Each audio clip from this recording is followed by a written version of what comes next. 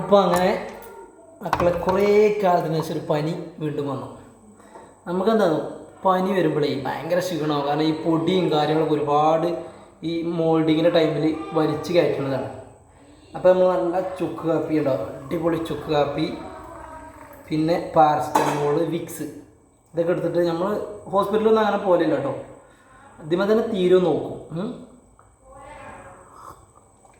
അടിപൊളി ചുക്ക് കാപ്പി. പക്ഷേ റെസ്റ്റ് എടുക്കണം ശരിക്കും. 2 ദിവസം നമുക്ക് റെസ്റ്റ് എടുക്കാൻ പറ്റില്ല. വർക്ക് അത്രയും തിരക്കാണ്.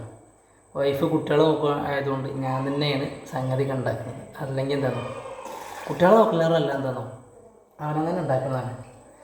അപ്പോൾ നല്ല ചൂടാണ് അല്ലേ. ശരിക്കും പനി നമ്മൾ ആസ്വദിക്കണം.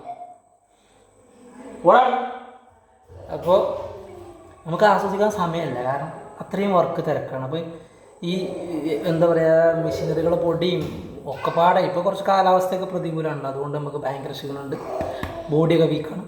അപ്പോൾ ബൈ ബൈ.